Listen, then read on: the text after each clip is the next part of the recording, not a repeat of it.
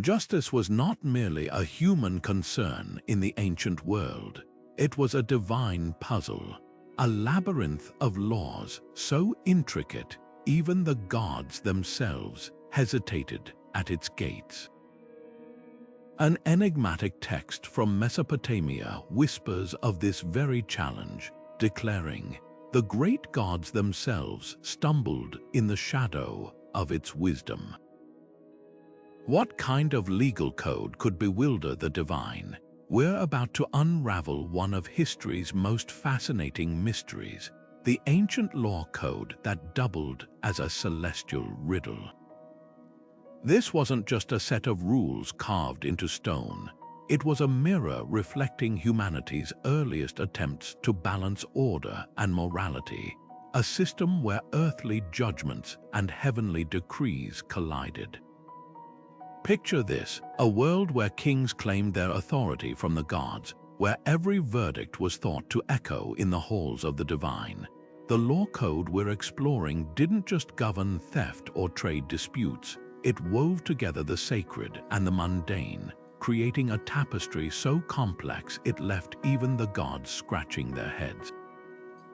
Why does this matter today? Because buried within its clauses are the roots of justice as we know it, the first stirrings of ideas like fairness, accountability, and the very concept that no one, not even rulers, should be above the law. So how did this system work? Who crafted its labyrinthine rules, and why did they believe it could challenge the deities themselves? Over the course of this journey, we'll decode its secrets, from the dramatic stories behind its creation to the surprising ways it shaped civilizations far beyond its time. This isn't just a relic of the past, it's a testament to humanity's timeless quest for order in a chaotic world. And by the end, you'll see why this ancient puzzle still holds the power to astonish us today. The story of this law code begins in the dust and sunlight of Mesopotamia, where the Tigris and Euphrates rivers carved life into the desert. Here, in the bustling city-states of ancient Sumer and later Babylon, law was never just a human invention, it was a sacred gift whispered by the gods to mortal kings. The most famous of these codes, the one that would become a divine puzzle, emerged under the rule of Hammurabi in the 18th century before the Common Era. But its roots stretched back even further, to a time when temple priests served as judges, and every verdict was believed to ripple through the heavens. What made this legal system so extraordinary wasn't just its rules, though there were nearly 300 of them, covering everything from property disputes to marital vows, but the way it blurred the line between earthly justice and cosmic order. The prologue of Hammurabi's code declares it was handed down by Marduk, the chief god of Babylon, who entrusted the king to make justice prevail in the land, to destroy the wicked and the evil. Yet hidden within that grand mission was a curious twist. The laws were deliberately crafted with layers of ambiguity, contradictions even, as if designed to provoke debate rather than settle it. Ancient scribes wrote of scholars spending lifetimes unraveling single clauses, while temple inscriptions suggest the gods themselves debated its meanings in celestial courts. Why would a law code be built like a riddle? Because in this world, justice wasn't about rigid answers, it was a conversation between the human and the divine. Take the famous eye for an eye principle. On the surface, it seems straightforward, but dig deeper and you'll find exceptions that boggle the mind. A nobleman's eye might be worth more than a commoner's. An accidental injury could be resolved with silver instead of blood. These weren't oversights, they were invitations. Every case demanded interpretation, forcing judges, priests, and even ordinary citizens to wrestle with questions of fairness, intent, and divine will. The code's creators understood something profound. Law, at its best, is a living thing. By weaving paradoxes into its fabric, they ensured it would evolve, adapt, and most importantly, keep humanity and the gods in dialogue. And that's the real secret behind its enduring mystery. This wasn't just a set of rules chiseled into basalt. It was a mirror held up to civilization itself, reflecting our eternal struggle to balance the ideal with the real, the divine with the human. And as we'll soon discover, its echoes can still be heard in courtrooms thousands of years later. To understand why this law code bewildered even the gods, we need to step into the minds of its ancient creators, people who saw no separation between the courtroom and the temple. In Mesopotamian belief, laws weren't just practical tools, they were threads in a grand cosmic fabric, woven by deities who themselves were bound by principles of order and chaos. The code's most famous clause, an eye for an eye, wasn't merely a rule about punishment. It was a celestial equation, a mathematical balance the gods were obligated to uphold. Yet the code's brilliance lay in its deliberate gaps, its silent spaces where mortal judges, and apparently, the gods had to fill in the blanks. One Babylonian myth tells of the god Shamash, divine patron of justice, who once tried to arbitrate a dispute between two merchants using Hammurabi's code. The case seemed simple. One man accused the other of selling watered-down beer, but the code's wording left room for debate. Did the punishment apply only to barley beer or also to date beer? The text didn't specify. As the story goes, Shamash convened a council of gods, arguing for days over the intent behind the law. Even Marduk, king of the gods, admitted defeat, declaring, "The wisdom of this code is a flood no deity can cross." This wasn't an isolated incident. Temple hymns describe the storm god Adad struggling to apply the code's property laws during a drought, when fields shifted boundaries naturally. The goddess Ishtar reportedly tore a clause about inheritance rights into pieces after failing to reconcile it with her own temple's customs. These weren't just whimsical tales, they were teaching tools, illustrating a profound truth. If omniscient beings found the code perplexing, how much harder would it be for humans? The message was clear. Justice wasn't about memorizing rules, it was about wrestling with principles greater than any single mind, divine or mortal. The code's ambiguity served another purpose. It forced collaboration between heaven and earth. When a verdict was too complex for human judges, they'd consult oracles or study celestial omens, believing the gods communicated through signs. A broken contract case might be delayed for months, waiting for a favorable constellation to appear, not as superstition, but as acknowledgement that some truth required divine perspective.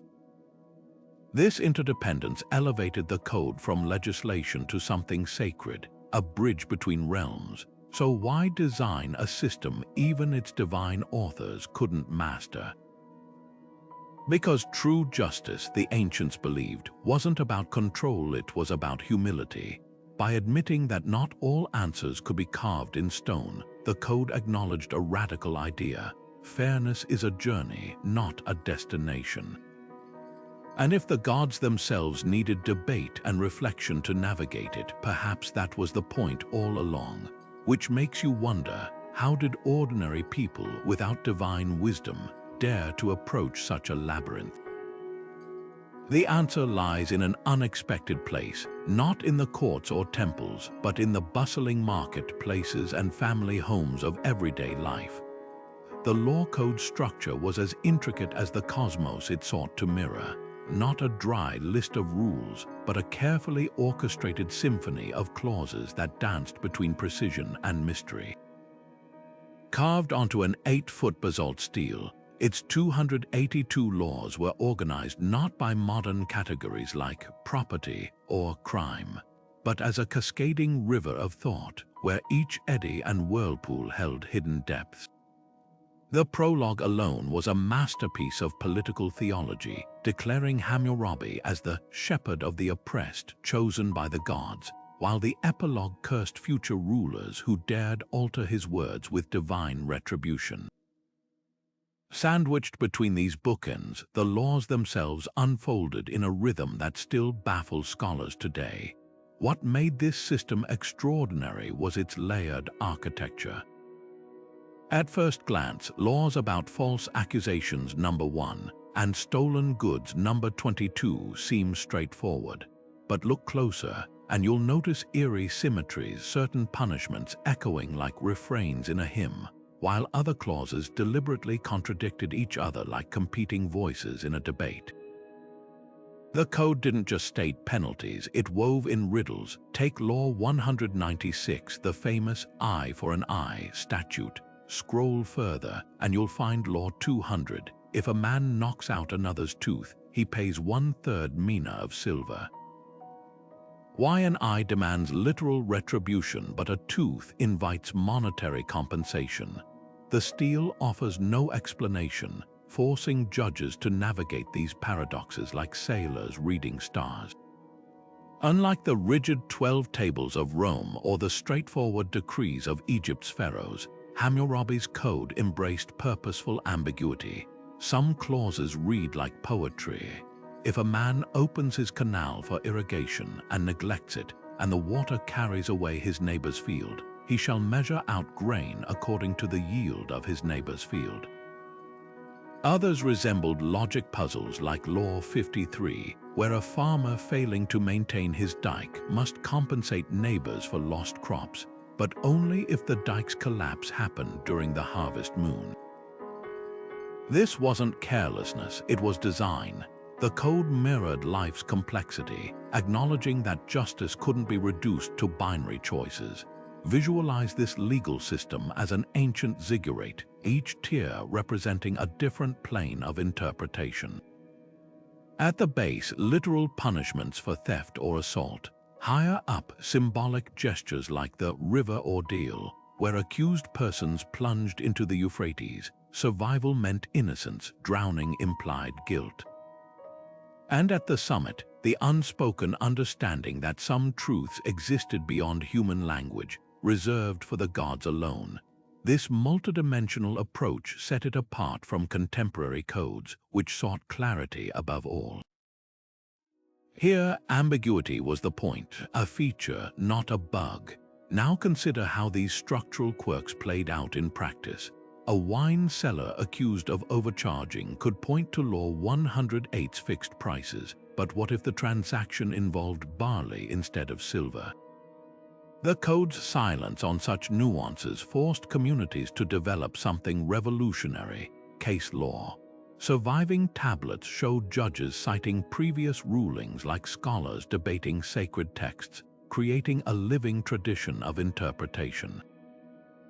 This fluidity made the system both timeless and exhausting. No two cases were alike, and even identical crimes might yield different verdicts based on the phases of the moon or the social status of those involved.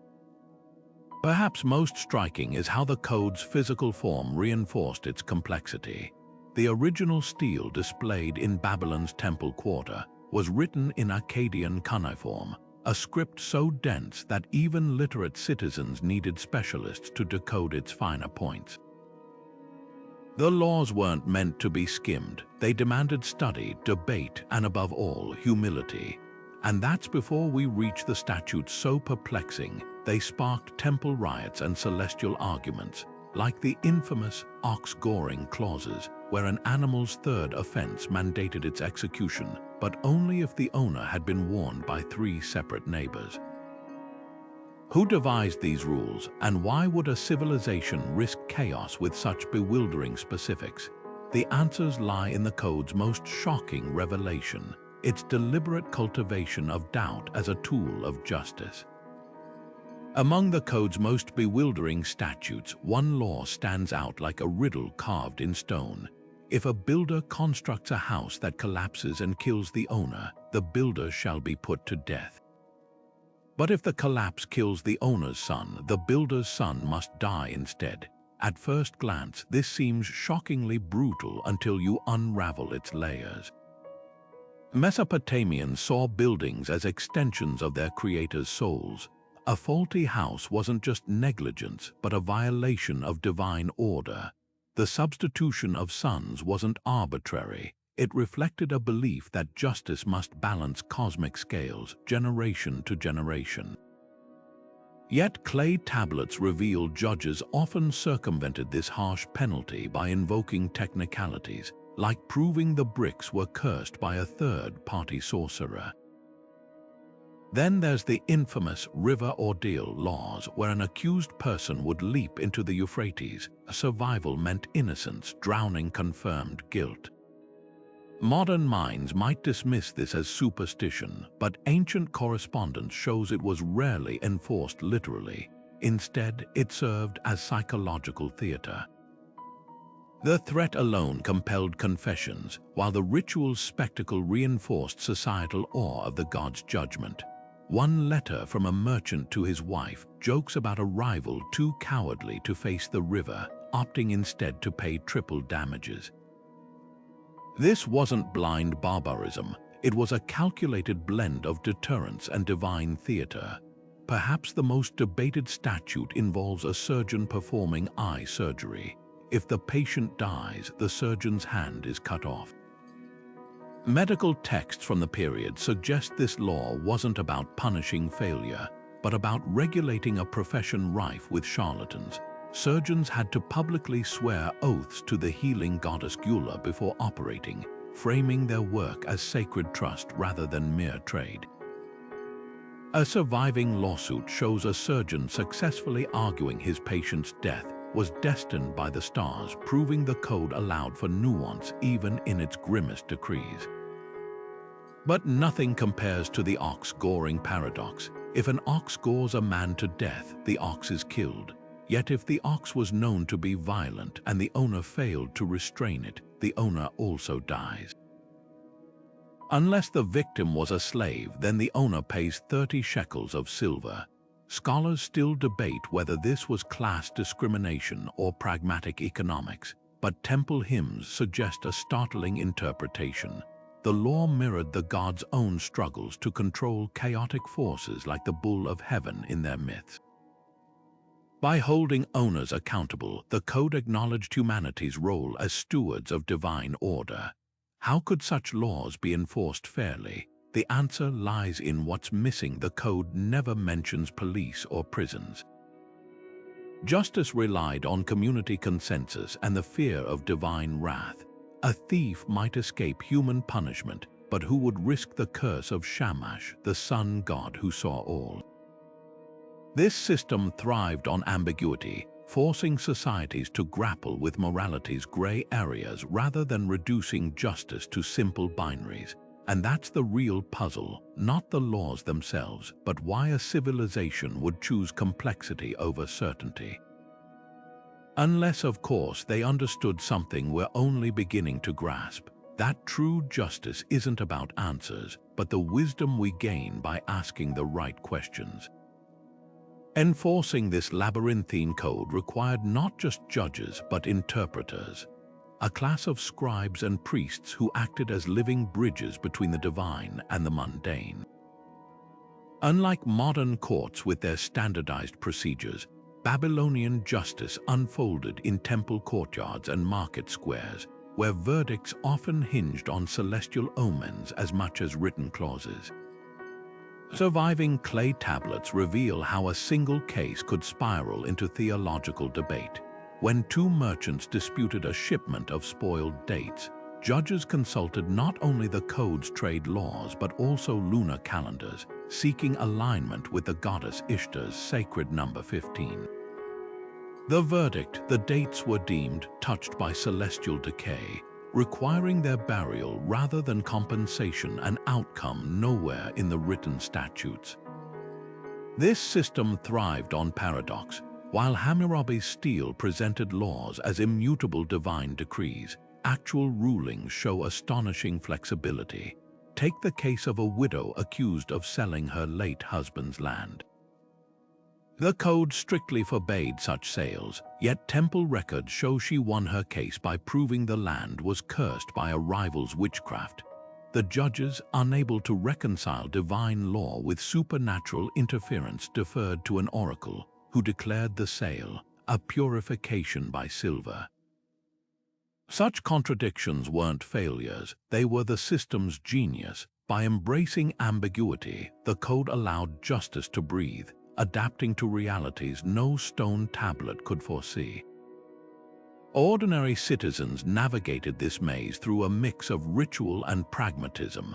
Before bringing a complaint, plaintiffs often made offerings at the temple of Shamash, god of justice, hoping to tilt celestial favor. Trial procedures resembled religious ceremonies. Witnesses swore oaths by touching the Stele's replica, while defendants could demand trial by divine lot, drawing numbered pebbles from a vessel to determine guilt. Yet beneath the pageantry lay shrewd legal strategies. A brewer accused of watering down beer might invoke an obscure clause about water blessed by E, arguing his dilution was sacramental. Merchants kept personal copies of favorable rulings like amulets, brandishing them in future disputes as precedent. The system's flaws surfaced when power intervened. A letter from a provincial governor complains about a judge accepting the moon's whisper over 3 eyewitnesses, highlighting how celestial interpretations could mask corruption. Another tablet recounts a nobleman escaping punishment for assault by claiming his victim's shadow provoked his sword arm, a defense that crumbled only when the victim's family produced a contrary omen from a rival temple.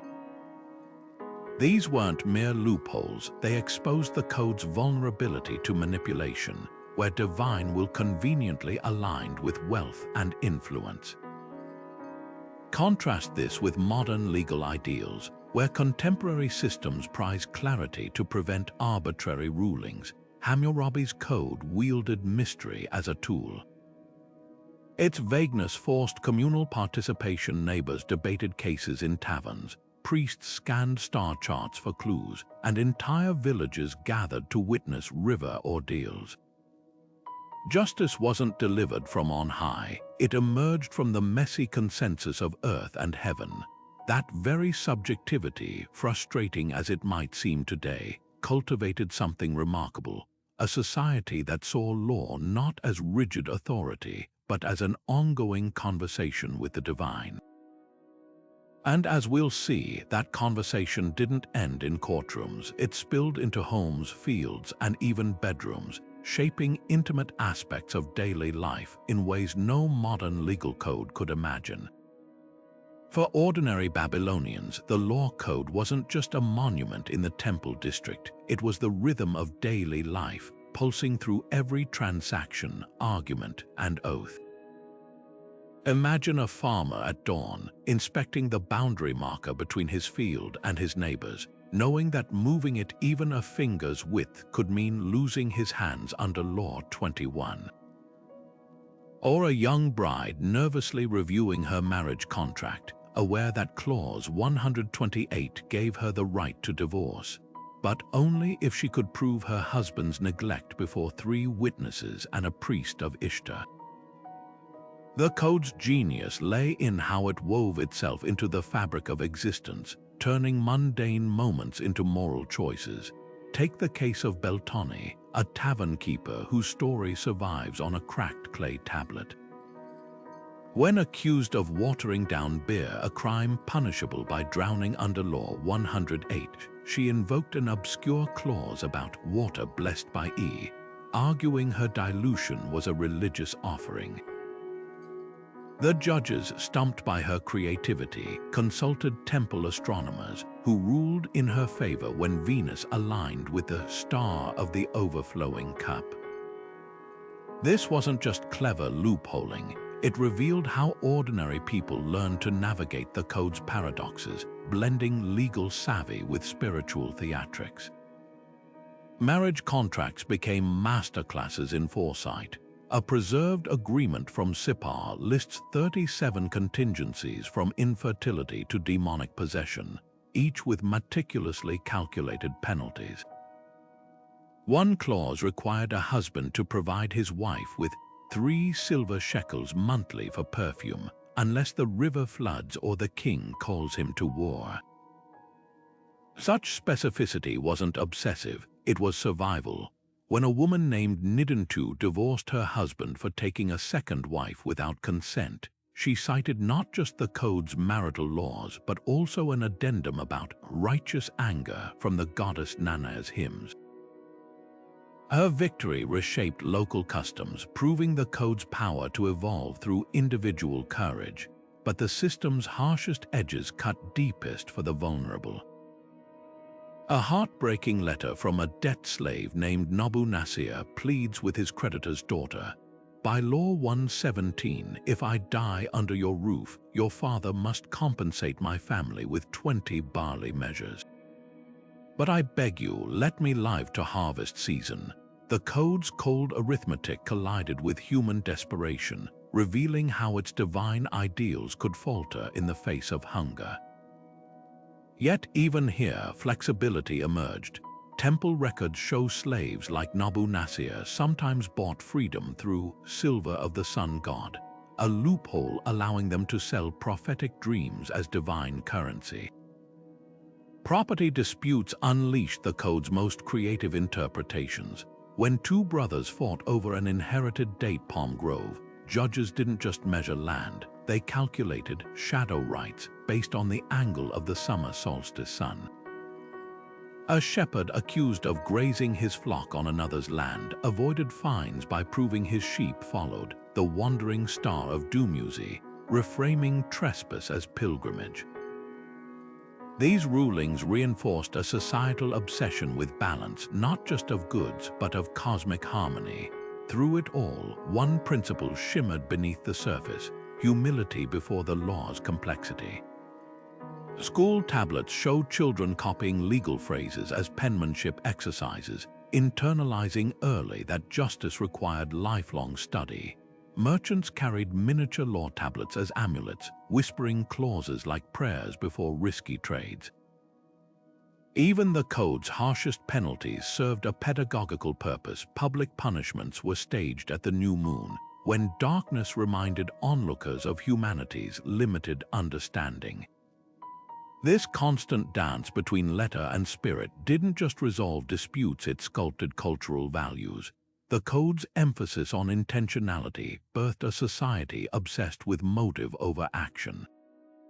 Its reverence for oaths made truth-telling a sacred performance, where liars feared divine retribution more than earthly penalties, and its insistence that even kings were bound by the god's laws planted early seeds of accountability that would echo through millennia.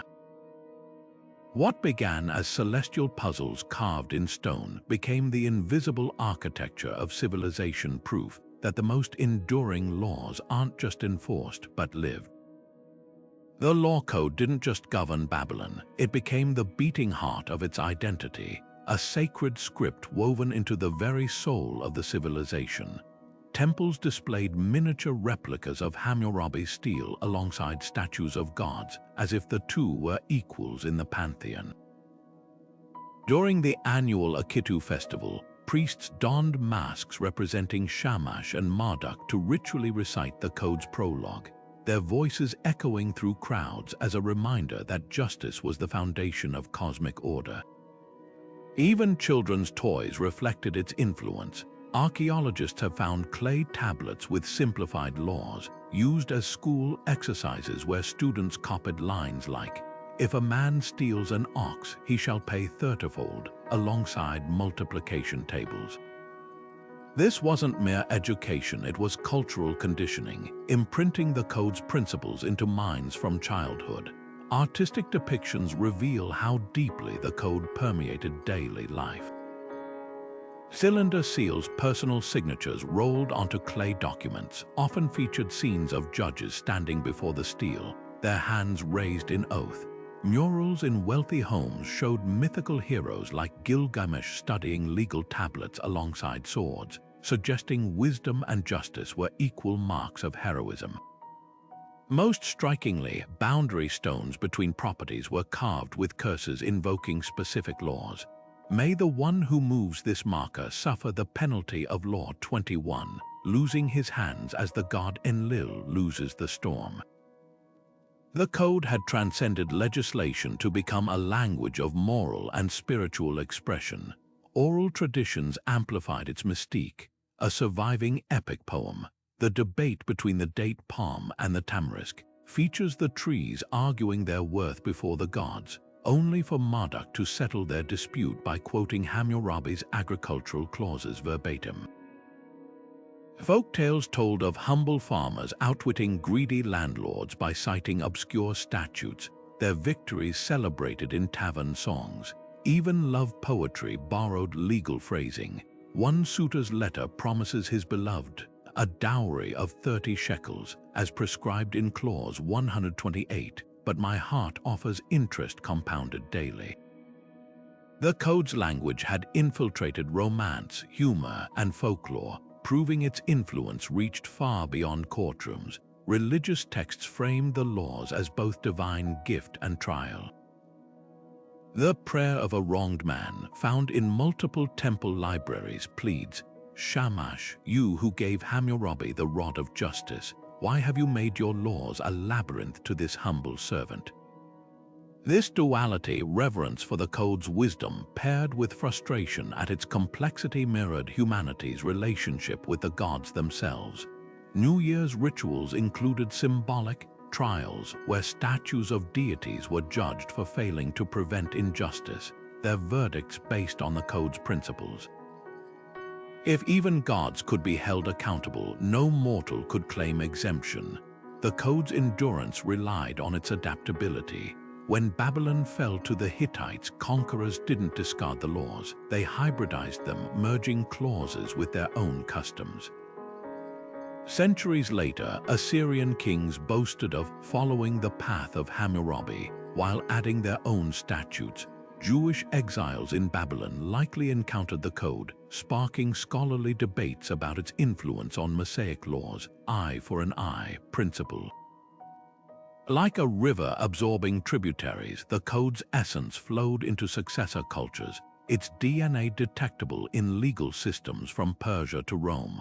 What explains this extraordinary longevity? Unlike rigid decrees that crumble with regimes, Hammurabi's code embraced paradox, strict yet flexible, divine yet human, timeless yet evolving. It wasn't just a set of rules, it was a mirror held up to civilization's deepest questions about fairness, power, and our place in the cosmos. And as we'll discover, its echoes didn't fade with antiquity. They resonate in ways still shaping our world today. For centuries, Hammurabi's code lay buried beneath the shifting sands of Mesopotamia, its existence fading into legend, until one fateful day in 1901, when a team of French archaeologists led by Jacques de Morgan unearthed something extraordinary at the ancient site of Susa. There, amid the ruins of an Elamite palace, stood a massive basalt stele, cracked but unmistakable, the towering monument of Hammurabi himself, covered in perfectly preserved cuneiform script. The discovery sent shockwaves through the scholarly world, not just because of its age, nearly 4,000 years, but because the stele shouldn't have been there at all. This wasn't Babylon, it was the territory of Babylon's ancient enemies, who'd looted the stele as a war trophy centuries before. The code had survived not in the land of its birth, but in the hands of those who'd tried to erase it. Initial attempts to translate the text only deepened the mystery. Early scholars expected a straightforward legal document, but the code's labyrinthine structure and poetic prologue baffled them.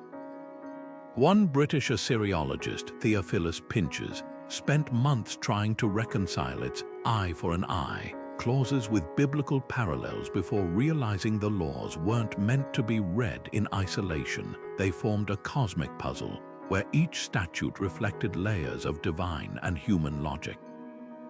The stele's surface held another surprise, deliberate chisel marks where certain laws had been erased, likely by later rulers attempting to edit divine wisdom. This wasn't just a legal code, it was a palimpsest of power struggles across millennia. Key to cracking the code was the work of German scholar Hugo Winkler, who noticed something others had missed. The laws followed a hidden numerical symmetry, with punishments often scaling in multiples of 3, 5, or 7, sacred numbers in Babylonian cosmology. His breakthrough came when he matched obscure clauses to temple hymns describing the gods' own legal debates, revealing how the code mirrored celestial judgments. Meanwhile, archaeologist Gertrude Bell uncovered a trove of clay tablets in Nineveh's ruins, private letters, and court records showing how ordinary people actually used the laws. One tablet detailed a merchant citing Hammurabi's statute on interest rates while haggling over a copper shipment, proving the code lived beyond the stele. The final puzzle piece fell into place in the 1930s when Iraqi excavators at Sippar found a near duplicate of the stele, confirming its widespread influence. But the most dramatic revelation came from chemist Marie Thérèse Bauer, who analyzed the basalt's mineral composition and made a startling deduction. The original stele had been displayed outdoors, exposed to generations of priests who ritually poured oil over its surface to feed the living words. This wasn't just legislation, it was a sacred object, its power believed to emanate from the stone itself. Today, thanks to these scholars and countless others, we understand the code not as a rigid set of rules, but as a living dialogue between earth and heaven. Its survival against all odds through war, theft, and time's erosion speaks to humanity's unshakable belief that justice, however complex, must never be forgotten. And as we'll see next, its echoes didn't fade with Babylon's fall. They reverberated across continents and centuries, shaping legal traditions far beyond the lands of the Tigris and Euphrates. Modern scholars still grapple with the same paradox that troubled ancient scribes. Was Hammurabi's code ever meant to be enforced literally, or was it something far more profound? Assyriologist Martha Roth offers one compelling theory. The stele functioned as a cosmic measuring rod, its laws less about dictating punishments than establishing a philosophical ideal. She points to its placement in temple districts rather than courthouses, suggesting it served as a divine benchmark against which human judgments could be measured. This would explain why surviving court records show so few direct applications of its harshest penalties, like the infamous builder's death sentence, which appear more as moral warnings than practical statutes. Other experts see the code as history's first legal thought experiment. Linguist Piotr Michalowski notes how its clauses often pose hypothetical extremes. If a man's ox gores a nobleman's daughter, scenarios so specific they border on absurdity. These weren't courtroom guidelines, he argues, but training exercises for scribes, forcing them to wrestle with ethics through increasingly elaborate dilemmas. Supporting this view are thousands of school tablets where students copied laws alongside math problems, as if justice and geometry were equally rigorous disciplines. The code's true purpose, to cultivate a society obsessed with moral precision, where every citizen became fluent in the language of fairness.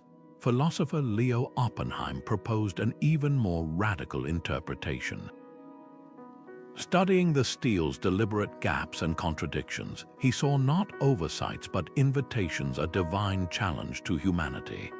The gods left these spaces empty, he wrote, because some truths can only be filled by living. This perspective illuminates why certain laws, like those governing river floods or lunar eclipses, hinge on uncontrollable forces. They acknowledged life's fundamental unpredictability, creating a system flexible enough to bend without breaking. The code's echoes in modern legal systems are startling yet subtle. Harvard legal scholar Amalia Ziv traces contemporary, reasonable person standards back to Hammurabi's focus on intent over action, while restorative justice movements mirror its emphasis on compensation rather than pure retribution. Even the concept of judicial discretion, the idea that laws require interpretation, finds roots in those ancient ambiguities. Yet the most haunting parallel lies in our ongoing struggle to balance clarity with compassion.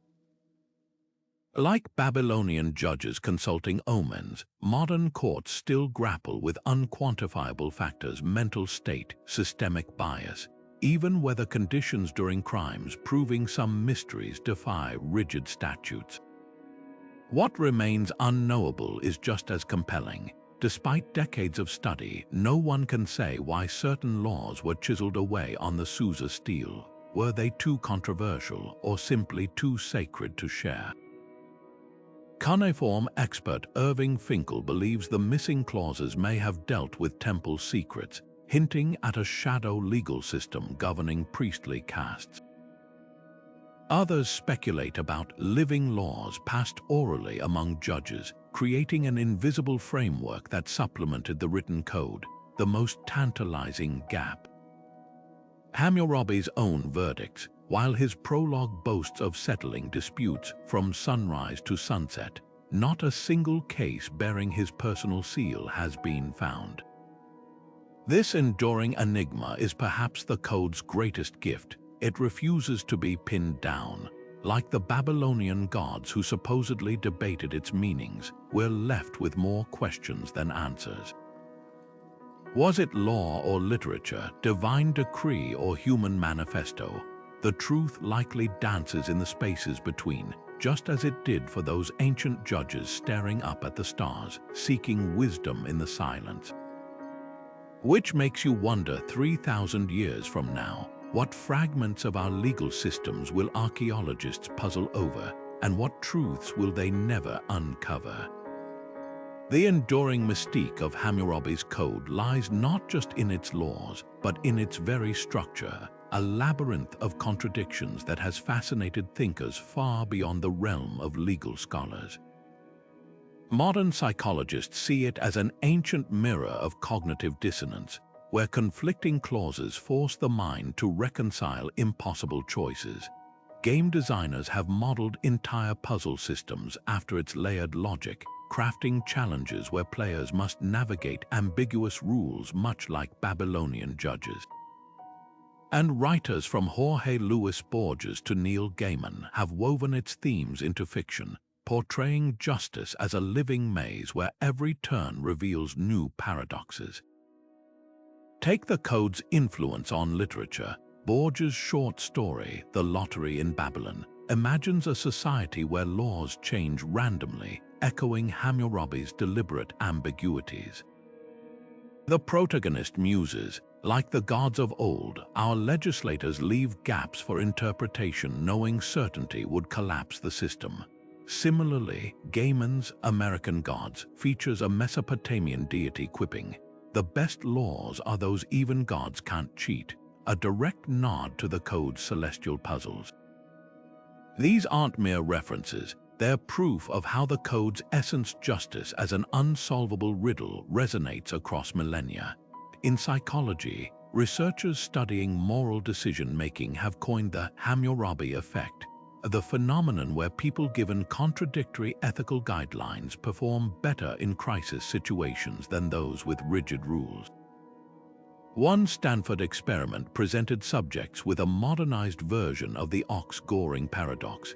If a self-driving car must choose between hitting a pedestrian or risking its passenger's life, which option aligns with an eye for an eye?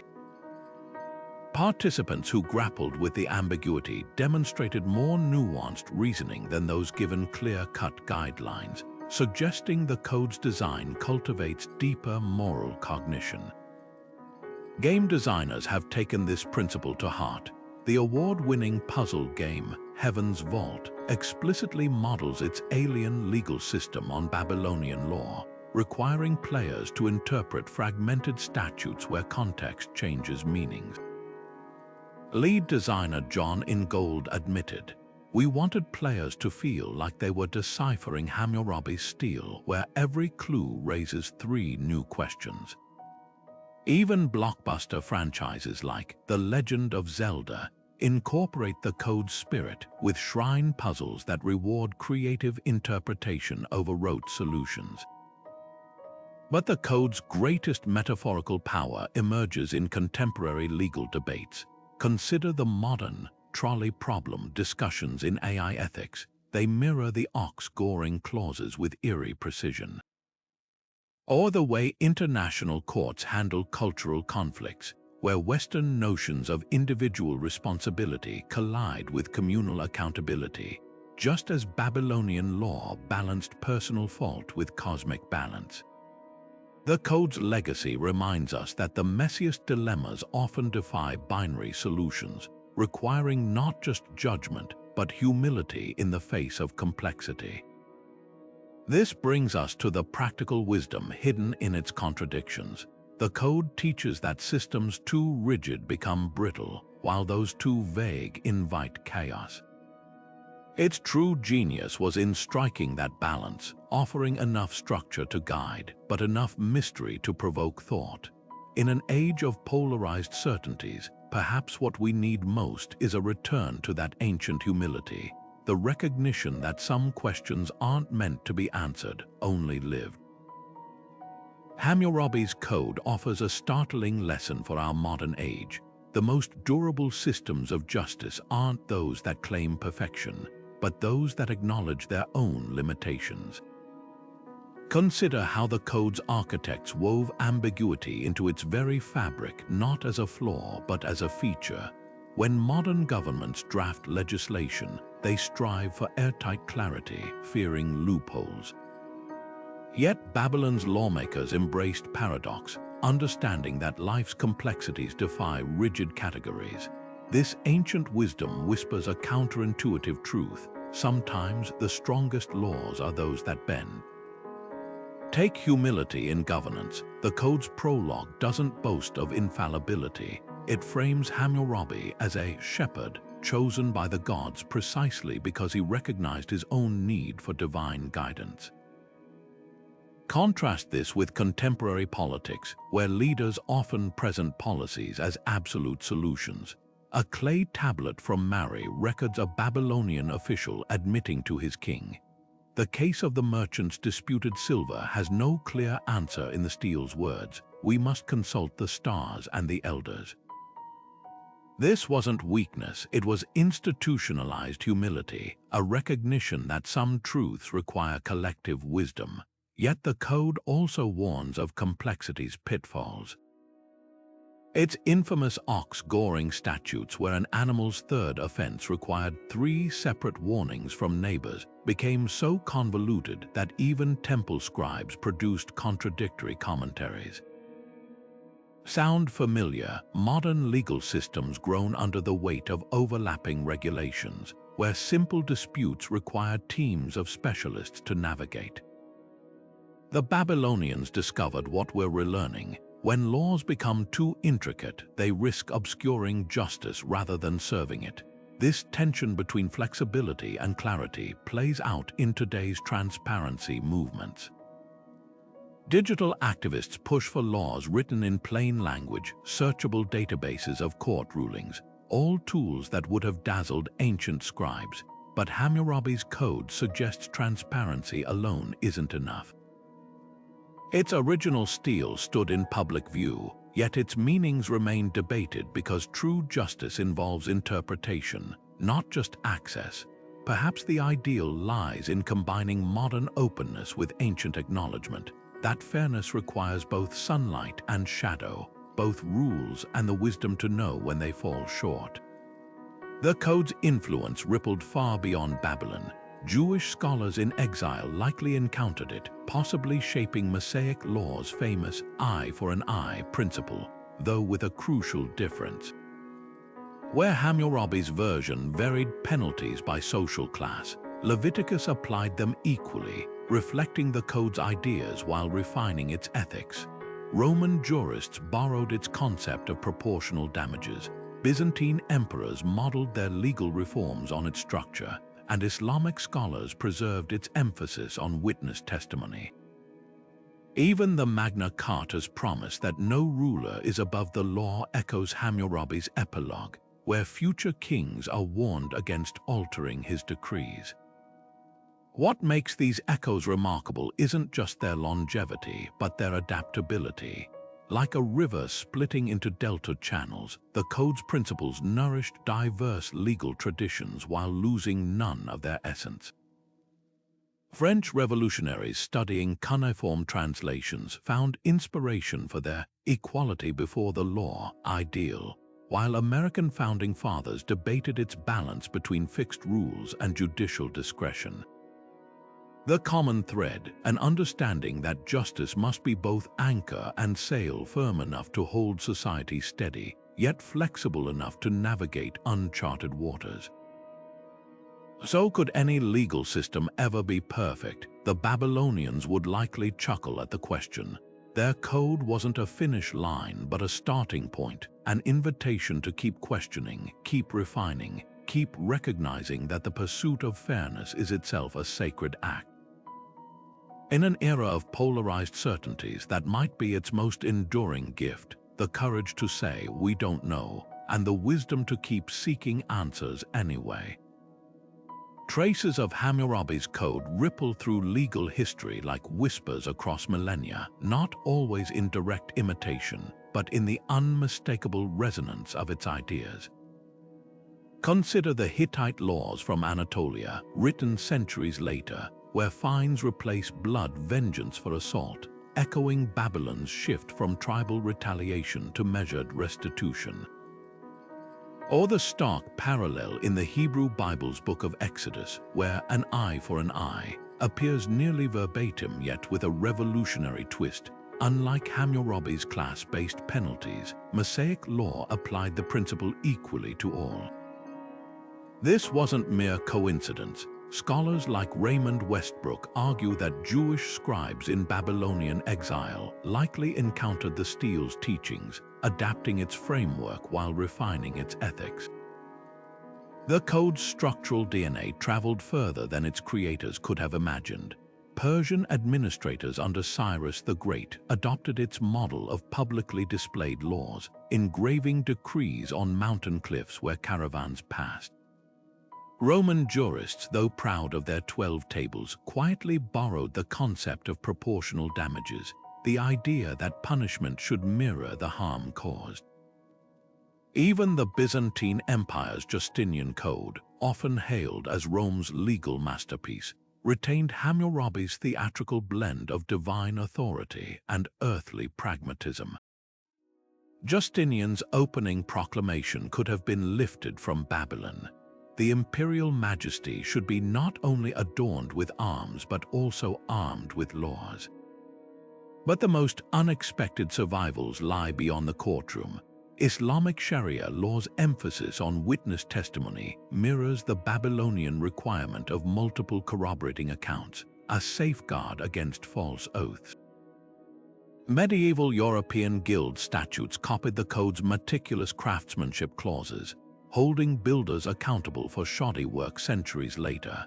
And in a twist Hammurabi might have appreciated, early American insurance contracts included act of God exemptions, echoing his laws on flood damages being beyond human liability. The Stele's influence even seeped into rebellion. When Haitian revolutionaries drafted their constitution after overthrowing slavery, they invoked the code's foundational principle that rulers like the ruled are bound by divine law. A fragmentary letter from rebel leader Toussaint Louverture cites Hammurabi by name, marveling at how the ancients knew tyranny could not stand before justice inscribed in stone. Yet for all we've traced, gaps in the story tantalize. Why do no surviving Egyptian or Chinese legal texts mention the code, despite flourishing trade with Babylon? Did its ambiguities inspire Greek philosophy's love of moral paradoxes? And most hauntingly, what became of the original Stele's missing fragments, those chiseled away clauses that might have held the code's deepest secrets? Like the gods who once puzzled over its meanings, we're left reaching for answers just beyond the light. Even after centuries of study, Hammurabi's code guards its secrets with the same stubborn defiance that once challenged the gods. One of the most tantalizing mysteries lies in the Stele's broken-up portion where an estimated 30 to 50 laws have been chiseled away, leaving only jagged edges where divine wisdom once stood. Archaeologists debate whether these missing clauses were erased by conquering Elamites as an act of symbolic domination, or if they contained temple secrets too sacred to survive Babylon's fall. The most compelling clue comes from a fragment found near Ur in 2005, bearing traces of a law about the purification of priestly garments, a subject conspicuously absent from the surviving code. Could the missing statutes have governed rituals beyond mortal jurisdiction? Then there's the riddle of the untranslatable phrases. Certain passages stubbornly resist modern interpretation, like Law 174's reference to the river's black honey, a substance mentioned nowhere else in Mesopotamian texts. Chemists analyzing residue from Babylonian storage jars identified it as petrochemical tar. But why would a legal code mention asphalt? One radical theory suggests it refers to a now extinct ritual where disputes were settled by floating bitumen tablets inscribed with oaths, their sinking or swimming determining guilt. Another puzzle lies in Law 219's cryptic warning about the shepherd who counts sheep with evil numbers. Mathematical tablets from the period reveal Babylonians feared certain numerical combinations as demonic, hinting at a lost world where accounting could be heresy. The code's contradictions remain its greatest enigma. How could Law 116 demand a builder's execution for faulty construction, while Law 229 allows him to pay compensation if the owner survives? Some scholars argue this wasn't inconsistency, but sophistication, a deliberate gradation based on outcomes rather than actions. Recent infrared scans of the Stele revealed erased markings beneath certain laws, suggesting amendments made during Hammurabi's reign. Perhaps even the king himself recognized that justice required occasional revision. New technologies are finally cracking old mysteries. In 2021, a team from the University of Chicago used reflectance transformation imaging to uncover faint indentations on the Susa Stele, ghostly traces of laws scraped away millennia ago. While most remain illegible, one phrase emerged clearly: the silver of the weeping god. This matches a temple hymn describing fines paid during drought rituals, revealing a previously unknown link between legal and meteorological systems. Meanwhile, AI analysis of thousands of legal tablets has detected subtle patterns in how judges applied the code, showing they weighted lunar phases more heavily than previously thought.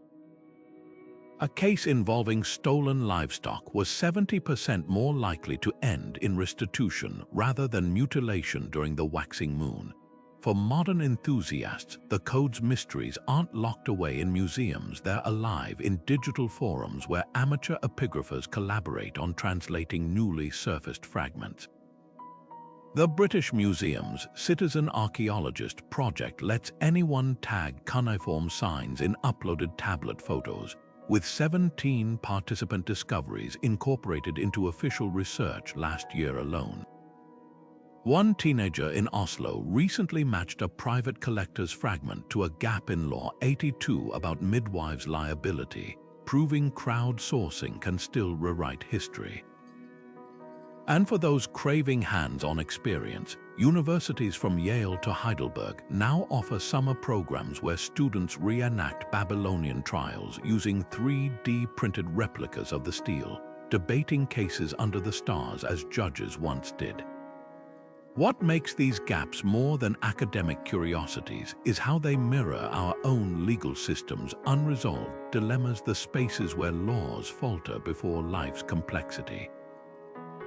That Babylonian judges left records of their doubts, their requests for divine guidance might be their greatest legacy. In an age of algorithmic justice and rigid statutes, their humility whispers across millennia. Some truths are too vast for any code to contain. Want to experience Hammurabi's code firsthand? The good news is you don't need a time machine. The ancient world's most fascinating legal puzzle is more accessible than you might think. The original Stele now resides in the Louvre's Mesopotamian galleries, displayed alongside other relics of Babylonian grandeur. But for those who can't make it to Paris, near-perfect replicas stand in museums worldwide, from Chicago's Oriental Institute to the British Museum, where touchable 3D models let your fingers trace the same cuneiform grooves that baffled judges 3,000 years ago. Digital archives have revolutionized access to the Cuneiform Digital Library Initiative hosts high-resolution scans of every surviving fragment, while the Louvre's virtual tour offers a 360-degree view of the Stele's imposing presence. Diving deeper requires just a few clicks. The University of Oxford's Mesopotamian Law portal breaks down each clause with interactive annotations, revealing how a law about oxen might connect to temple hymns about the storm god Adad. Prefer hands-on learning? The Hammurabi's Challenge app gamifies the code, tasking players with resolving disputes as a Babylonian judge would, complete with virtual oaths sworn by touching a tablet. For educators, the Ziggurat Project's classroom kits include replica clay tablets and styluses, letting students practice writing laws in authentic cuneiform. Books bring the code's context to life. Martha Roth's Law Collections from Mesopotamia and Asia Minor remains the gold standard for translations, while Dominique Charpin's Hammurabi of Babylon unpacks the king's political genius. For a thrilling narrative, try Babylon, Mesopotamia and the Birth of Civilization by Paul Kriwczek, which reads like a detective story tracing the code's influence. Documentary seekers should hunt down the BBC's Ancient Worlds series, where historian Richard Miles demonstrates how a simple property dispute might have played out in Hammurabi's courts. Yet accessibility sparks its own debates. When a tech startup recently created an AI Hammurabi judge tool, scholars recoiled at reducing the code's nuances to algorithms. Others question whether displaying replicas in courthouses, as some U.S. states have done, romanticizes a system with brutal inequalities. These tensions mirror ancient ones. How do we honor legal heritage without ignoring its flaws? The answers might lie in the code's own design, not as a monument to perfection, but as an invitation to keep questioning. After all, if the gods themselves debated these laws, who are we to claim we've solved them?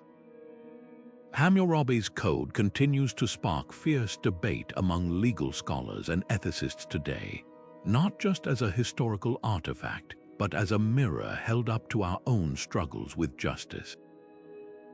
Critics argue that its complexity made it dangerously elitist, accessible only to scribes and priests fluent in cuneiform's arcane symbols. A modern parallel might be the fine print in corporate contracts or labyrinthine tax codes, where those with resources to hire experts gain unfair advantage. The Stele's towering height and temple placement reinforce this hierarchy, literally placing the law above the reach of common citizens. Yet defenders counter that the code's ambiguity was democratic in its own way by requiring interpretation. It forced judges to engage with community norms rather than blindly applying rigid statutes. Take the infamous builder's death penalty clause. Modern human rights activists recoil at its harshness, but Assyriologist Jean Bottero noted how rarely it was enforced literally.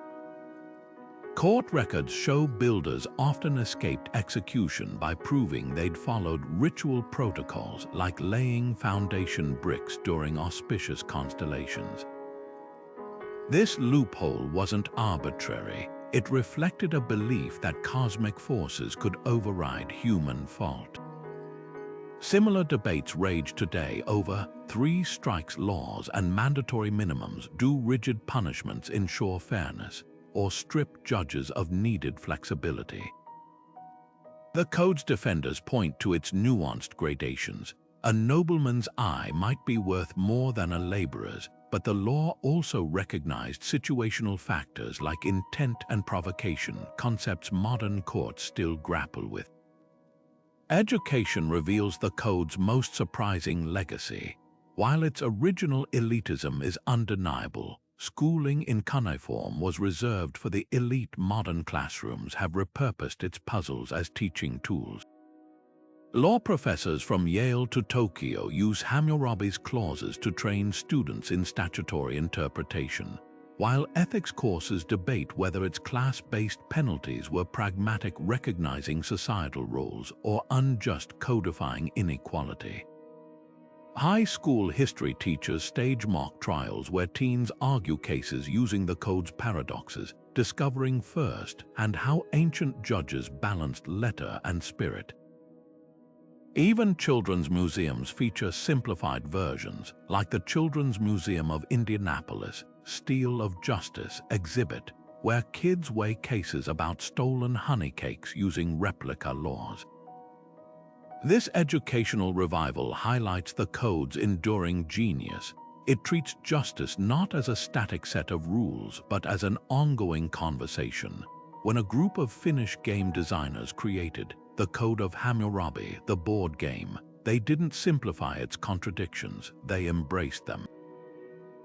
Players must navigate scenarios where obeying one law means breaking another, mirroring real-life ethical dilemmas. The game's popularity in schools suggests something profound, that wrestling with ambiguity, far from being a flaw, might be the code's greatest gift to future generations. After all, in a world where AI judges and algorithmic sentencing are becoming realities, perhaps what we need most are citizens trained to question, not just comply.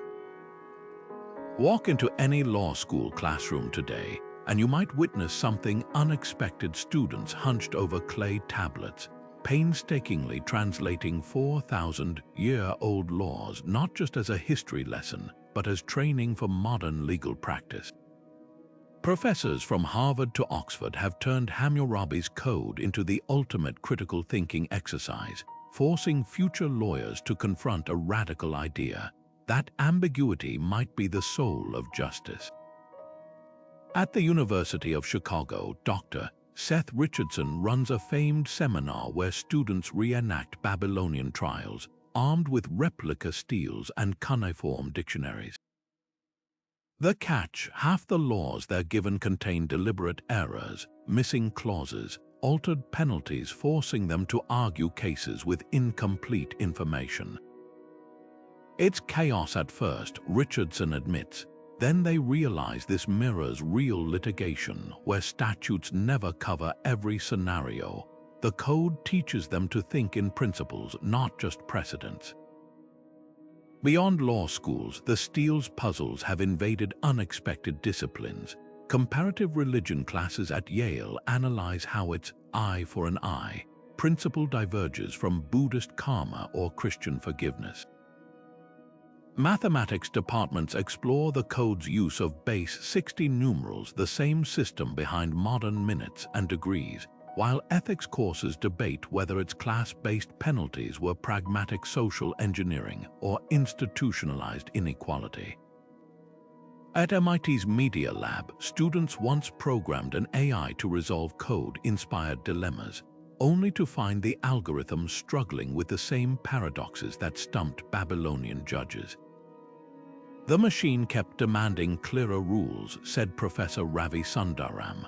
But humanity doesn't work that way. We live in the gaps the code exposes. Pop culture has seized on these tensions. The hit TV series The Good Wife featured a storyline where lawyers cited Hammurabi's statutes to challenge algorithmic sentencing, while Assassin's Creed Origins let players explore a painstakingly reconstructed Babylon, solving legal puzzles between quests. Even children's media gets in on the act. Horrible Histories reimagine the code as a rap battle, with Hammurabi boasting, "My laws are stern but they're fair, break 'em and you'd better beware." This cultural seepage reveals something profound. We're still mesmerized by the code's blend of brutality and nuance, its ability to feel alien yet eerily familiar. Perhaps the most telling tribute comes from modern legal reformers. When Rwanda rebuilt its justice system after genocide, architects studied the code's emphasis on restorative over retributive justice. Activists fighting algorithmic bias in predictive policing cite its rejection of one-size-fits-all punishments, and in a twist Hammurabi might have appreciated, blockchain developers now model smart contracts on the Stele's unbreakable public record, proving that some ideas, however ancient, never stop evolving. Hammurabi's code has slithered into pop culture like a cuneiform cipher, waiting to be cracked, sometimes with reverence, often with wild creative license. Take Indiana Jones and the Raiders of the Lost Ark, where a throwaway line mentions Hammurabi's curse as Indy dodges booby traps. The filmmakers never explain which law he's violating, but the implication is clear. Mess with ancient justice, face divine consequences. Video games love the code's puzzle-like quality too. In Assassin's Creed Origins, players uncover a side quest where two farmers feud over a stolen ox, a direct nod to the Stele's infamous goring statutes. But here's the twist: the game lets you bribe the judge, something Babylonian courts would have considered a cosmic offense punishable by drowning. Then there's the courtroom drama The Verdict, where a lawyer theatrically thumps a replica of the Stele during closing arguments, bellowing. Even 4,000 years ago, they knew justice wasn't optional. Never mind that the code was more about compensation than courtroom theatrics. Even children's media gets in on the act. Horrible histories turned Hammurabi into a rapping monarch boasting, "Break my laws and you'll lose your paws." While The Simpsons once showed Bart writing "an eye for an eye" on the blackboard, only for the chalk to snap mid-stroke, these portrayals gleefully cherry-pick the code's most dramatic clauses while ignoring its subtleties, turning Babylonian justice into a meme of itself. Why does the code inspire such creative reinterpretation? Because at its core, it's a storyteller's goldmine, a blend of divine mystery and gritty realism. Fantasy novels like The Golem and The Jinni weave its statutes into magical contracts, where breaking a clause literally summons cosmic retribution. Tabletop RPGs like Mythic Babylon cast players as judges navigating the code's contradictions, with dice rolls standing in for celestial omens. The appeal is obvious. Here's a legal system where every case feels like solving a riddle penned by the gods themselves. But some adaptations take liberties that would have made Hammurabi's scribes drop their styluses in horror. The Xena warrior princess episode, The Royal Couple of Thieves, reduced the code to a single, nonsensical law: steal from the king, lose a hand. Never mind that the actual Stele prescribed fines for most thefts. More egregiously, a Doctor Who comic portrayed the code as a literal alien artifact, its laws beamed into Hammurabi's brain by time-traveling reptiles. These outlandish spins reveal less about Babylon than about our own obsession with reducing justice to bite-sized, black and white morality. Yet beneath the creative chaos, a surprising truth emerges. Even distorted portrayals keep the code alive in public imagination. When Civilization VI lets players adopt Hammurabi as a leader, granting bonuses for early legal systems, it sparks curiosity about the real history. That tension between simplification and preservation mirrors the code's own journey from stone monument to cultural touchstone. And while Hollywood might never capture its full complexity, each reference becomes a new thread in the code's unbroken conversation with modernity. Now shift your gaze from screens to soil, because the code's physical legacy is just as dramatic as its fictional afterlife. The original Stele's journey from Babylon to Susa reads like an ancient heist novel, complete with wartime looting and royal revenge. When Elamite invaders hauled the 8-foot monolith to their capital as spoils of war, they unknowingly ensured its survival. Babylon crumbled, but the stele endured in enemy territory, waiting for French archaeologists to stumble upon it millennia later. Today, its pockmarked surface tells two stories: the laws Hammurabi carved and the scars left by those who tried to erase them. Modern excavations keep adding chapters to this saga. In 2019, a team in Iraq uncovered a fragment of a previously unknown law tablet, not from Hammurabi's reign, but from a century earlier.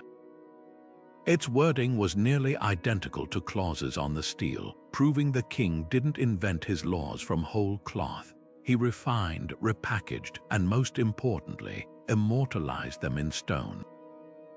Other digs reveal how ordinary citizens interacted with the code: tiny clay pocket steles worn as amulets, legal contracts citing laws by number like modern statutes, even tavern graffiti parodying the code's solemn tone: if a man drinks weak beer, he shall complain to the bartender thrice. This archaeological trail does what no Hollywood script could. It shows the code not as a static monument, but as a living system that breathed through every layer of society. From the grand stele in the temple to the scribbles in a merchant's ledger, Hammurabi's vision of justice wasn't just proclaimed, it was practiced, debated, and sometimes mocked. And that's the real magic. 4,000 years later, we're still doing the same. The physical remnants of Hammurabi's code tell a story just as dramatic as its laws. Each crack in the basalt stele, each smudged clay tablet whispering secrets across millennia. When French archaeologist Jacques de Morgan first brushed dust from the towering diorite monument in 1901, he uncovered more than just carved text. He found a time capsule of Babylonian justice, its surface still gleaming with traces of ritual oils once poured by priests. But the stele itself is only the most famous piece of the puzzle. Across Mesopotamia, archaeologists have unearthed thousands of legal tablets, some no larger than a palm, recording everything from divorce settlements to tavern brawls judged under the code's shadow. One particularly revealing set comes from the ancient city of Sippar, where a cache of court documents shows how judges adapted the code's principles. In one case, a widow successfully argued that her late husband's debt should be forgiven because his creditor failed to perform the required oath-swearing ritual before Shamash's statue, a nuance absent from the stele's text but preserved in courtroom practice.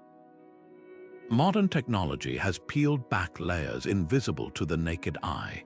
Multispectral imaging of the Louvre stele revealed faint indentations where certain laws were erased and recarved, likely during Hammurabi's own reign.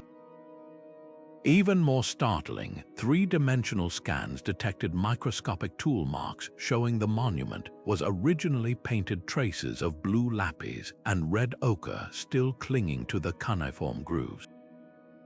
This wasn't just legislation, it was a sacred artwork, its visual grandeur designed to awe citizens as much as its words. Meanwhile, in the British Museum's collection, CT scans of a cracked tablet labeled "The Barber of Larsa's Case" exposed hidden writing beneath its surface, a judge's private notes debating whether a surgeon's failed operation warranted hand amputation or mere fines, proving the code's harsh penalties were often mitigated in practice. The hunt for missing fragments reads like an archaeological thriller. In 2017, a team from the University of Chicago traced a looted tablet to a Brussels collector's vault using neutron activation analysis, matching its clay's chemical signature to dig sites near Babylon. The tablet contained a previously unknown clause about the silver of the weeping god, later identified as compensation paid during drought rituals. Even riskier was Dr. Farouk al-Rawi's 2019 expedition into ISIS held territory to recover a palm-sized fragment from a bombed Mosul museum. The piece, smuggled out in a rice sack, turned out to hold parts of laws 190 through 192, the very statutes about builder liability that scholars had struggled to reconstruct. Yet for all these breakthroughs, the artifacts pose new mysteries.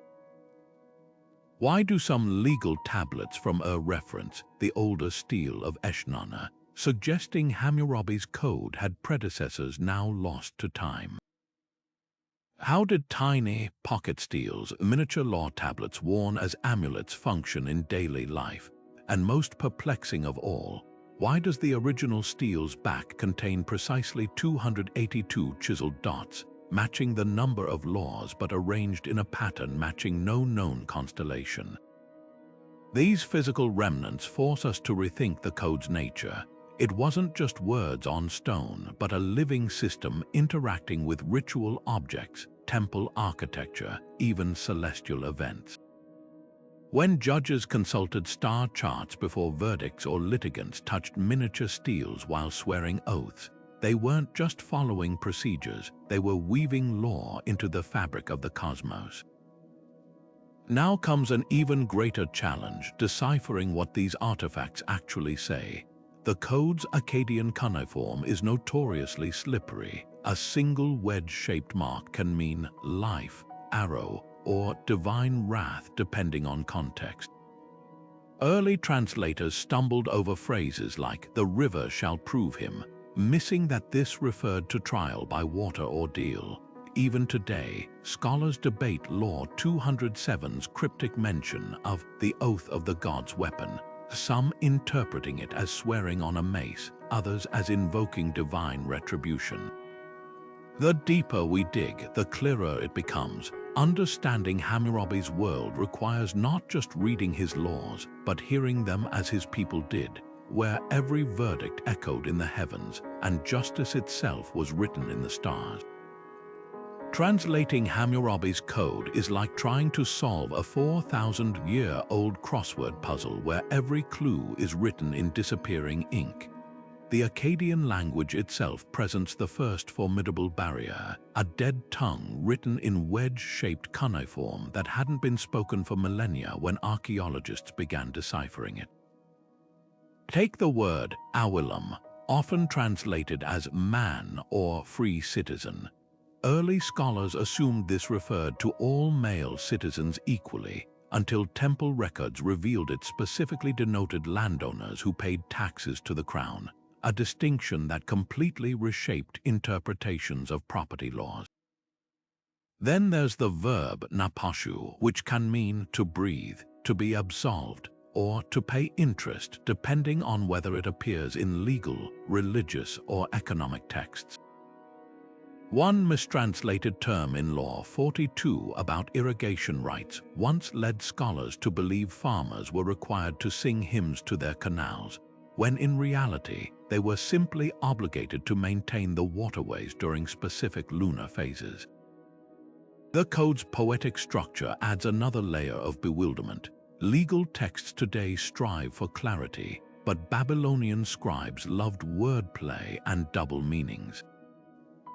Law 197 famously puns on the Akkadian words for "I" in you and "spring of water" in you, creating a statute that could alternately be interpreted as mandating literal retaliation or requiring water rights compensation. This wasn't accidental. The ambiguity forced judges to consider both literal and symbolic justice. Modern translators face similar puzzles with terms like kispu, which simultaneously means funerary offering, legal claim, and mathematical remainder, leaving scholars to debate whether Law 183 concerns inheritance disputes or ancestral worship rituals. Among the unsung heroes of this linguistic detective work is Martha Roth, whose 30-year project cataloging every known variant of the code's tablets revealed startling inconsistencies. Her team discovered that certain laws changed wording between cities. The Nippur version of Law 22 about stolen sheep substitutes the word return for compensate, suggesting regional judicial discretion. Then there's the brilliant breakthrough by Assyriologist Dominique Charpin, who realized the code's frequent use of the number 7 wasn't arbitrary. It corresponded to celestial patterns in Babylonian astronomy, transforming penalties into cosmic harmonies. His discovery explained why some finds increased sevenfold during the month of Tammuz, when the Pleiades star cluster was most visible. Mathematics emerges as the code's secret language. The Babylonians' sophisticated base 60 numeral system, the same one that gives us 60-minute hours, allowed them to encode ratios and proportions within the laws themselves. Legal penalties often scale in multiples of 3, 6, or 12, mirroring their zodiac calendar.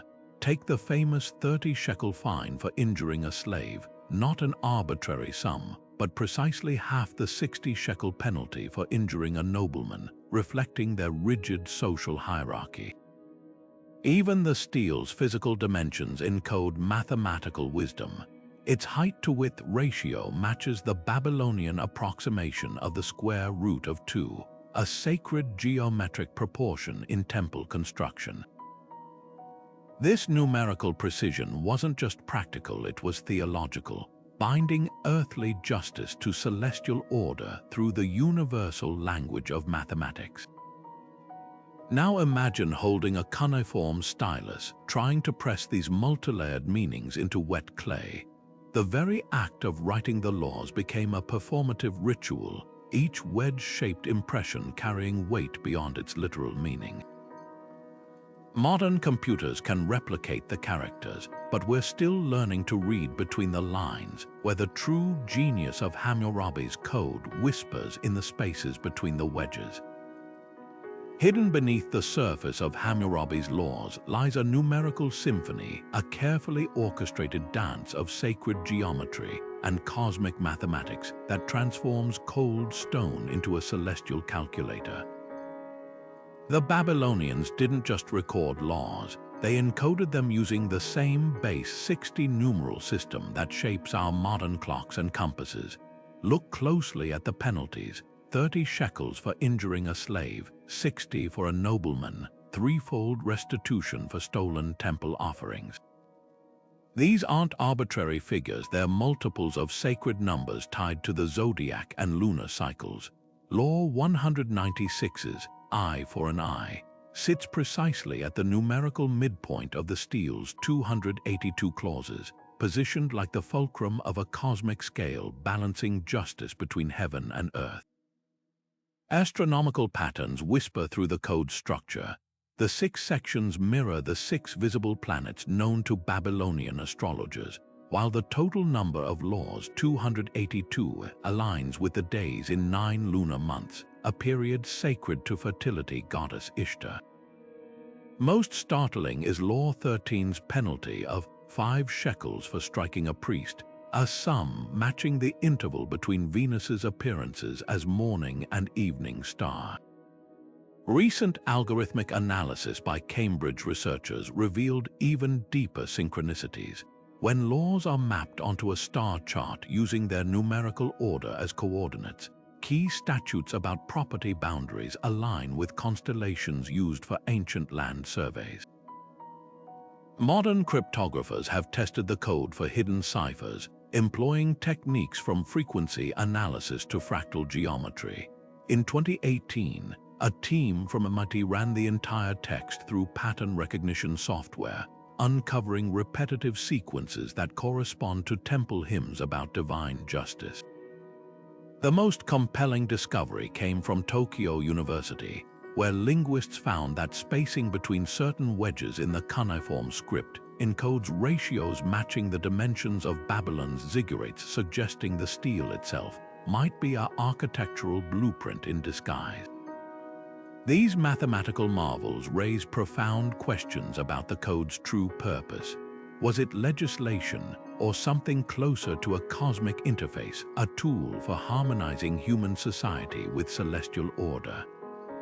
The Babylonians saw no distinction between law and astronomy. Both were expressions of divine harmony.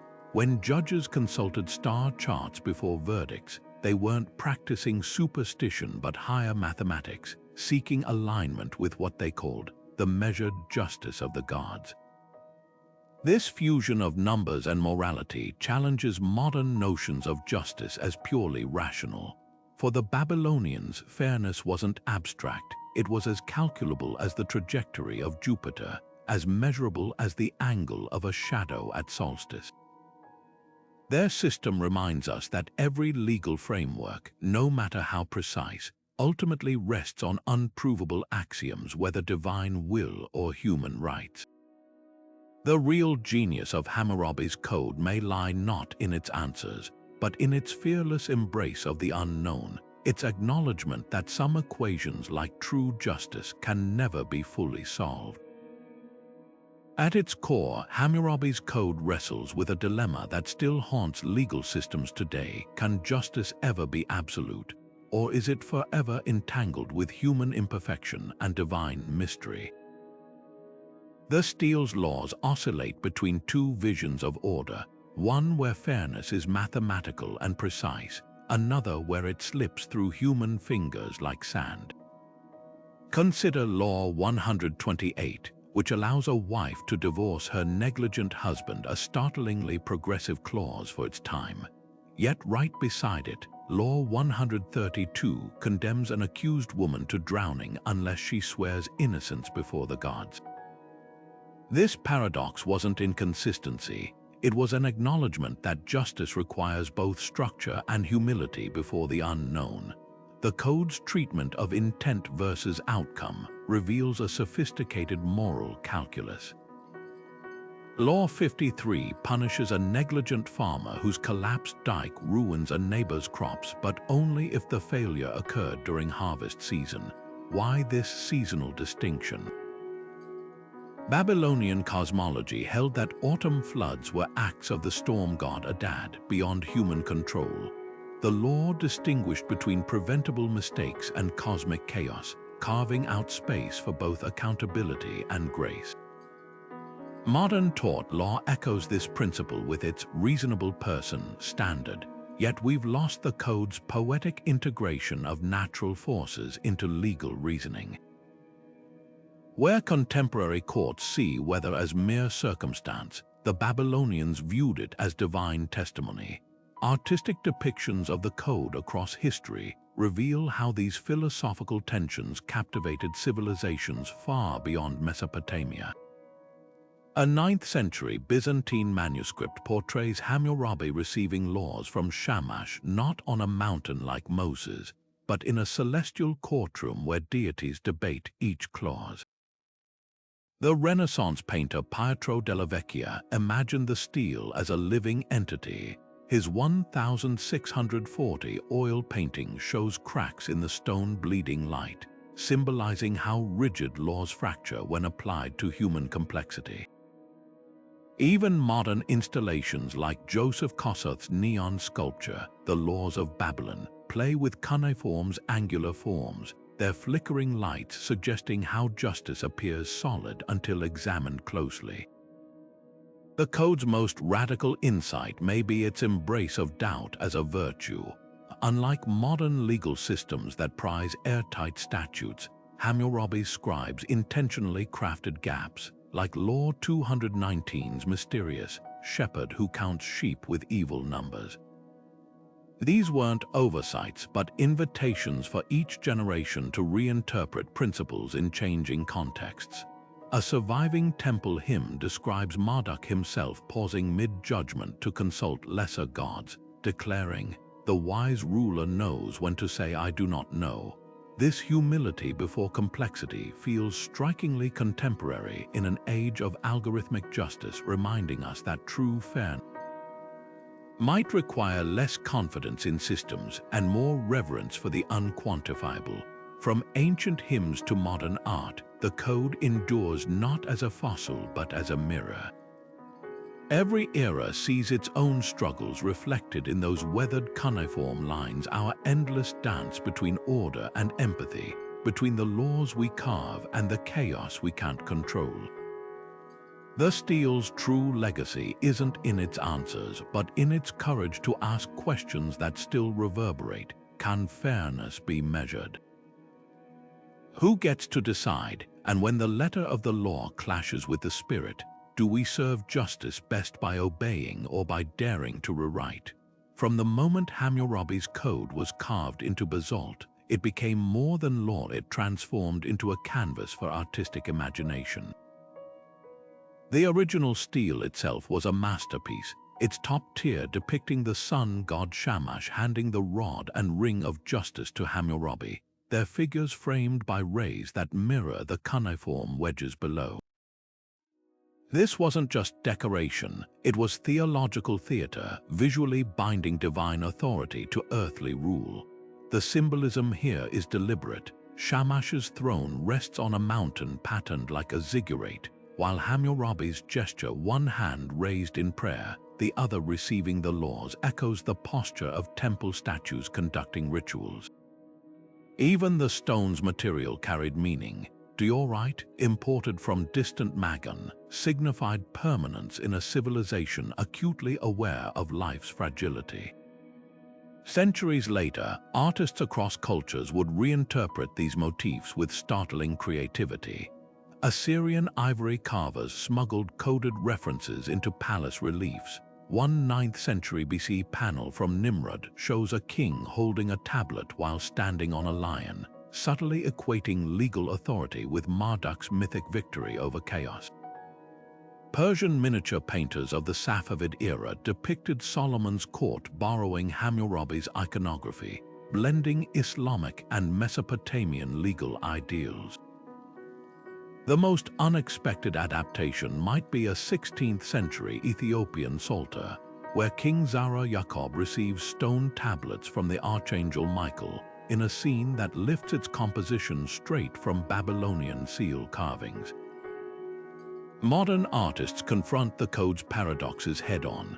Iraqi sculptor Mohammad Ghani Hikmat's bronze Stele of Questions reimagines the monument as a puzzle box, its surface covered in half-erased cuneiform that morphs into Arabic calligraphy mid-sentence. Japanese installation artist Chiharu Shiota suspended 282 threads from a gallery ceiling, one for each law, each strand ending in a tiny clay tablet that shattered if touched, embodying justice's fragility. Even street art engages with the legacy. A viral mural in Berlin's legal district depicts Hammurabi's eye for an eye clause overwritten by graffiti reading, "But who blinds the blind?" Symbols recur like cultural fingerprints. The rod and ring, originally measuring tools representing impartiality, appear transformed as the balanced scales of Lady Justice. The sun god's rays resurface in the halos of Byzantine legal mosaics and the radiant gavel of the U.S. Supreme Court's pediment. Most poignant are the reinterpretations of the code's famed eye motif. In Mexican artist Frida Kahlo's The Two Fridas, a severed artery becomes a literal eye for an eye, while British sculptor Anish Kapoor's Dissension Whirlpool mirrors the Babylonian concept of justice as an inescapable vortex. What draws artists to this ancient legal text? Perhaps its unsolvable quality acts as a mirror. Surrealists like Max Ernst fixated on the code's dreamlike contradictions, painting judges with cuneiform-covered faces deliberating in nonsensical landscapes. Contemporary AI artists train algorithms on the laws to generate infinite procedural variations, each output equally plausible, none definitive. This artistic obsession reveals a universal truth. Hammurabi's code endures not despite its ambiguities, but because of them. It invites every generation to project their struggles onto its weathered surface, from ancient scribes to modern digital creators. These artistic threads weave a surprising global tapestry. The same themes emerge independently in China's Bao concept of reciprocal justice, Maori, Utu balancing systems, and even the blockchain's smart contracts are all grappling with the same eternal questions about fairness and consequence. When a Tibetan Thangka painter depicts the wheel of law with Hammurabi's rod at its hub, or a Nigerian digital artist overlays the Stele's text on Lagos courthouse walls, they're not copying, they're continuing a conversation as old as civilization itself. The code's greatest artistic legacy might be this, proving that law, at its heart, is humanity's most enduring work of collective art. Hammurabi's code wasn't alone in its enigmatic brilliance. Across the ancient world, cultures crafted laws that doubled as intellectual mazes, blending justice with riddles. Consider the Tang Code of 7th century China, where statutes were structured like poetry, with rhyming couplets that concealed layered meanings. A clause about tax evasion might pivot midline to reference seasonal floods, forcing magistrates to weigh economic crimes against acts of nature. Half a world away, the mad principles of ancient Egypt framed judgments as cosmic balancing acts scales not just of evidence, but of numerological harmony. Surveying temple scrolls describe verdicts adjusted by the sacred number 42, matching the deities who presided over the afterlife. Even the seemingly straightforward 12 tables of Rome hid puzzles. One law about tree branches overhanging property lines becomes a cipher for boundary disputes when cross-referenced with augury rituals. What drove these civilizations to weave complexity into their legal fabric? The answer lies in how they viewed law itself, not as rigid control, but as a dialogue between order and mystery. The Inca's quipu-based legal system offers a startling parallel.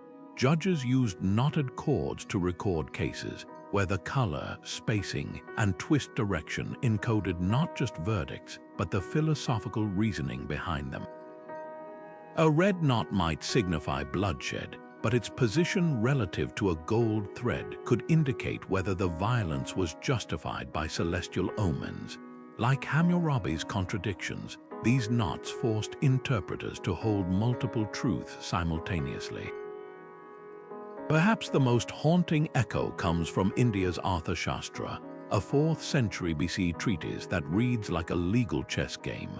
Its passages on trade disputes embed traps for the unwary statutes that appear to mandate harsh penalties until cross-referenced with commentary comparing them to the hunter's snare that spares the alert deer. This wasn't mere cleverness, it reflected a belief that just governance required constant intellectual vigilance. Now imagine reviving this ancient approach in today's courtrooms. Blockchain developers are already experimenting with smart contracts that execute automatically. But what if they incorporated Hammurabi-esque ambiguities, requiring consensus algorithms to debate ethical nuances?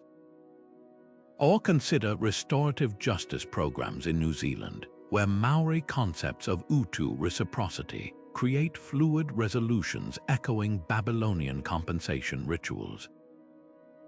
The real revival might not be in letter but in spirit. Systems that acknowledge some truths are too vast for binary code, too nuanced for rigid statutes. After all, if multiple cultures independently arrived at the same conclusion, that justice thrives where certainty and mystery intersect, perhaps we've been dismissing ancient wisdom as mere curiosity when it's actually a blueprint. Imagine a modern courtroom where lawyers cite lunar phases as evidence and judges delay verdicts until Mercury leaves retrograde. That's the reality we'd face if Hammurabi's code suddenly replaced today's legal systems, a chaotic but strangely poetic collision of ancient wisdom and contemporary life. At first glance, the code's class-based penalties and river ordeals seem hopelessly outdated. Yet peel back the layers and you'll find surprising glimmers of adaptability. Take its emphasis on restorative justice, the idea that compensation often trumps punishment. That principle fuels modern movements to reform punitive sentencing, proving some Babylonian ideas still resonate. The real hurdle isn't the laws themselves, but their bedrock assumption that justice is a conversation between mortals and the divine. Picture a drone operator facing trial under the code's builder's death penalty clause after a malfunctioning aircraft crashes into a building. Would algorithms replace celestial omens in determining intent? Could blockchain smart contracts simulate the code's ritualistic oaths? Some legal futurists argue yes, pointing to AI judges already weighing cases in Estonia's small claims courts. The code's fluidity might actually suit our era of rapid technological change better than rigid modern statutes, yet glaring incompatibilities emerge. The code's acceptance of class distinctions, where a nobleman's eye literally holds greater value than a laborer's, would collide violently with modern equality principles. Its reliance on community consensus over written precedent could devolve into mob justice in our polarized societies. And let's not forget the logistical nightmare of enforcing river ordeals in cities where most waterways are too polluted for safe immersion. Perhaps the most fascinating experiment would be the code's ambiguity in action. Modern legal systems crave predictability. Lawyers spend fortunes trying to eliminate uncertainty from contracts. But what if, like the Babylonians, we embraced some purposeful gaps? Climate change litigation, for instance, often founders on outdated statutes never designed for rising seas. A Hammurabi-inspired approach might mandate periodic reinterpretation based on environmental omens, say, migrating bird patterns or coral bleaching levels. Quirky, absolutely, but possibly more adaptive than waiting decades for legislative updates. The true test lies in the code's spiritual core. Could due process survive if verdicts required consulting astrologers alongside forensic experts? You'd likely see bizarre hybrid systems emerging, corporate disputes settled through VR recreations of temple rituals, or liability cases hinging on both DNA evidence and the alignment of Jupiter's moons. Some indigenous justice systems already blend material and spiritual reasoning this way, like Maori courts considering ancestral land connections alongside property deeds. Maybe the question isn't whether the code could work today, but what we've lost by abandoning its holistic worldview. In reducing justice to mere human rules, we've severed the ancient connection between law and cosmic order, that humbling sense that some truths transcend courtroom logic. There's beauty in the code's admission that fairness can't always be measured in shekels or jail time. Yet its brutality reminds us how far we've come in recognizing every life's equal worth. This thought experiment ultimately reveals less about ancient Babylon than about ourselves.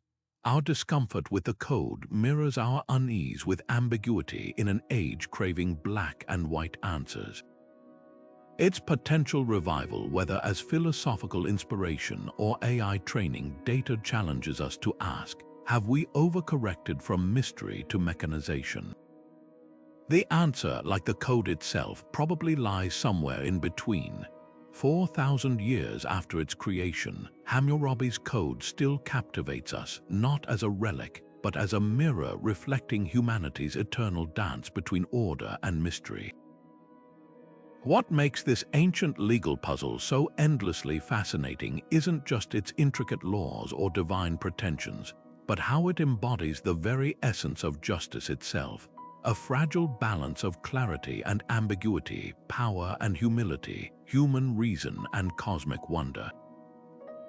The Stele's weathered surface holds more than cuneiform inscriptions. It preserves the birth pangs of civilization's greatest aspiration, the dream that society could be governed by principles rather than brute force. Consider the code's dual nature. On one hand, it's a triumph of pragmatism, meticulous rules for irrigation disputes and tavern brawls that stabilized an empire.